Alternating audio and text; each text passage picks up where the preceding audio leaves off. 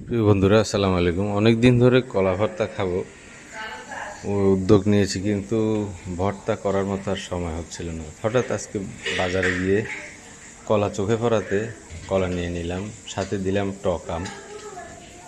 তো এগুলো আসলে করার জন্য ওইরকম সময় করতে হয়, সময় করলে অবশ্যই খাওয়া হয়। বাজারে যে কলা ভর্তা বিক্রি করে সেগুলো আসলে কিনে খাওয়ার মতো রুচি অতটা আসে না। তো চেষ্টা করলাম কিভাবে কলা ভর্তা করা যায়। যা যা উপকরণ দরকার ছিল মোটামুটি সবই নিয়ে নিলাম। প্রথমে কলাটাকে ছোট ছোট করে টুকরো টুকরো করে কাটলাম। কাটার পরে একটা আম নিলাম। আমগুলো অবশ্য বেশি টক ছিল, অতিরিক্ত টক ছিল। তো আমটাকেও ভালোভাবে ছুলে নিয়ে প্রসেস অনুযায়ী আমটাকে কাটলাম।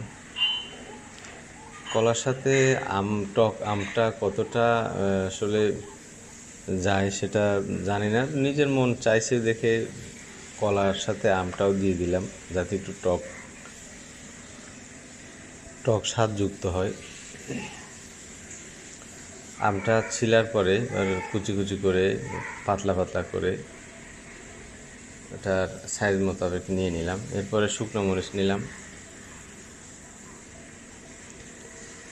মরিচগুলা খুবই ঝাল মরিচ ছিল, আমি 4টা মরিচ নিলাম। আমার মনে হচ্ছিল 4টা মরিচে একটু বেশি ঝাল হতে পারে। এরপরে কিছু ধনিয়া পাতা নিলাম। ধনিয়া পাতা গুলাকেও সুন্দরমতো এটার ময়লা ওয়াশ করে ছোটো ছোটো করে কাটলাম। সাথে নিলাম লবণ পরিমাণ মতো নিলাম, কারণ টকের পরিমাণ যেহেতু বেশি ছিল।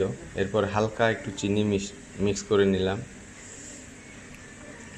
চিনি মিক্স করে এবার এগুলোকে ভালোভাবে কম্বিনেশন করার জন্য হাতে এগুলোকে ভালোভাবে ডলে ফেললাম। মরিচগুলোকেও গুঁড়ো গুঁড়ো করে নিলাম, যাতে ভালোভাবে বাইন্ডিং হয়।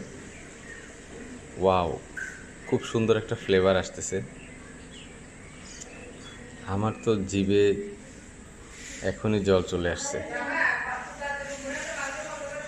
তো ভালোভাবে এটা মিক্সিং করার জন্য, যদিও মরিচ এভাবে করলে হাত একটু জ্বলে পরবর্তীতে, তো এভাবে করে আমি সবগুলোর কম্বিনেশনের জন্য একসাথে করে মাখিয়ে নিলাম। আপনারা চেষ্টা করলে আশা করি এর চাইতে ভালো